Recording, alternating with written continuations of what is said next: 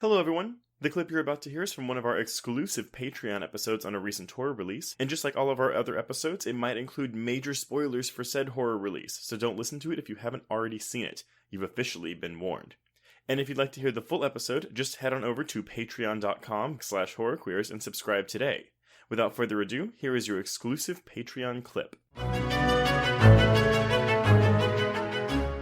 So originally this film was scheduled to come out in September of 2019, and it was actually pushed back because of two separate shootings. So there was one in Daytona, there was one in El Paso, and in the wake of that, they decided, you know what, it's not in good taste. We're not going to promote this movie that is dealing with people shooting other people, which is completely ridiculous because no offense to you as an American, you guys have so many fucking shootings down there that it's like no movie would ever come out if it included violence of this kind. It even goes back to like, I'm sure something before Scream, but even like looking at Scream, when it's like, oh, like the effects of cinema violence on, people, and like, oh, like how much responsibility do we hold art or media for violence in the world, Mm-hmm. And it's just like, I don't know. I think it's such a dangerous precedent to be like, oh, we're going to postpone this movie out of fear of like offending people who might have been involved in a shooting. Yeah. And let's be clear. So that was the official word that came out from Universal when they pulled it off the schedule. If we're being honest with ourselves, the real reason that this ended up getting pulled is because it caught the attention of President Donald Trump, right, who publicly came out against this film because it is about liberals hunting conservatives. He took offense to that. It shone a very bright spotlight onto this film, and a bunch of people got very upset about it. And I think Universal realized, you know what? This isn't the kind of controversy that we can benefit from. So let's use these shootings oh my God, as our justification to pull it off of the schedule. And that we'll is wait some for a better fucked time. up conspiracy theory right there. Well, and then here's the thing. So fast forward a couple of months, February, we suddenly get word, oh, Universal and Blumhouse has scheduled The Hunt. It's going to come out in March. Mm-hmm. So they literally made this decision about a month in advance. Yeah. And what controversial film about a violent figure happens to be doing very well at the box office, happens to be getting a very public, high-profile Oscar campaign, happens to win Best Actor at the Oscars? Joker. So basically, Joker proved to them that they could sell this film again, and bam, it's back on the schedule. See, and I'm actually wondering. I'm going to go deeper and say, no. I wonder if the planned release date was always going to be March 13th, and they wanted this to happen. They were like, we're going to schedule it for the 27th, but then we're going to postpone it because of something, and blah, blah, blah. I don't know. We've gone very deep down the rabbit hole with this all of a sudden. To circle back around to your original question, I don't think that it should have been pulled. If these were the real reasons that they did, in fact, pull it, I don't agree with that. We talked about controversies in another mini-sode earlier last year. I think when this originally got pulled. Probably so, yeah. Yeah. The big thing is I agree with you. As much as art is a reflection of everyday society, it's a mirror to it, it's a commentary on it, but it shouldn't be blamed for things that are happening in the real world. To me, this is just a fluff film, It's not... I guess maybe that the fact that it doesn't take a stance is also what contributes to that for me. But, like, this isn't like a serious piece of filmmaking. It's just very dumb fun. And I think had it been something like Joker that was very... self-serious, then yes, I would be probably more pissy about it.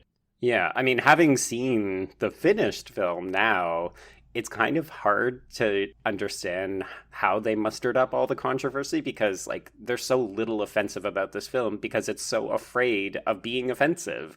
Yeah. Like, the promotional campaign is actually more controversial than the actual film. Which, though, wouldn't you say that in and of itself is a response to something like woke or cancel culture? Like, they're afraid of making a statement out of fear of being in the wrong. And I feel like that's something that happens every day with everyone on Twitter or just in the world in general.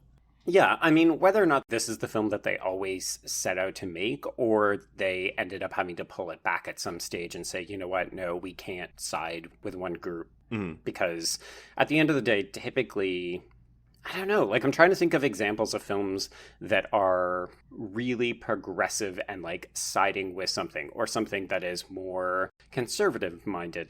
I don't know. I guess I think of the way that people react to Clint Eastwood films versus something like the way that people reacted to Bombshell in the fall. Oh, yeah. Mm-hmm. You have to understand that when we're talking about Hollywood films in particular, they're always trying to go after the biggest audience, right? So it's dangerous to suddenly label yourself, oh, this is a liberal film, and we're going to be siding with the people who are doing the hunting because conservatives are terrible. That's not a good way to make money. I wonder if that's why there's more jokes at the left's expense then. Because they were trying to overcompensate for criticisms from, like, potential criticisms that could have come from the right. Which, to be fair, the most vehement opponents of this film, from people who haven't seen it, who have just seen the marketing, were the right. Yes. And I replied to someone on Twitter because they were just like, what a disgusting piece of work. It's like, of course, like the liberal left, like they're I don't know, like calling us hypocrites and stuff, whatever. And it's like, but you haven't seen the movie. I don't know. I mean, like, it's not as simple as that. I mean, the film itself is that simple, but the controversy surrounding it is definitely not. And to simply, I mean, no one should be on the internet voicing opinions about movies that they haven't actually fucking seen. Right. And if you are listening to this and you find that you have done something like that, please stop. Because that's not contributing to debate. Yeah. That's just uninformed opinion.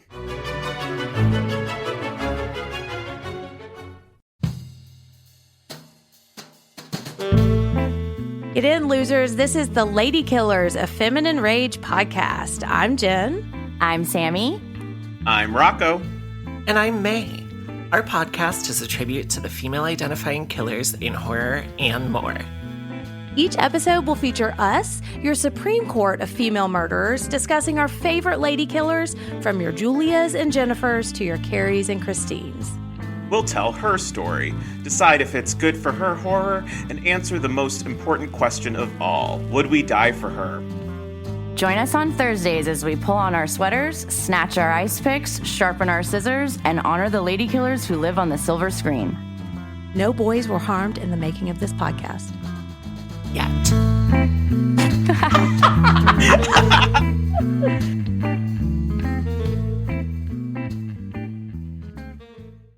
It was late in the afternoon when the professor and I took our way towards the east, whence I knew Jonathan was coming. Jonathan Harker has asked me to note this, as he says he is hardly equal to the task, and he wants an exact record kept. Dear Madam Mina, I have read your husband's so wonderful diary. Strange and terrible as it is true.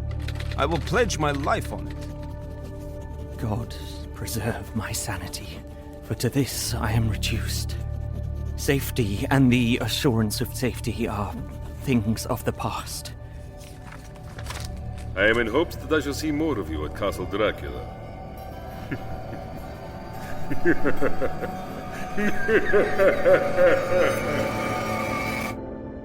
Listen to Regarding Dracula wherever you listen to podcasts, or find us online at bloody.fm.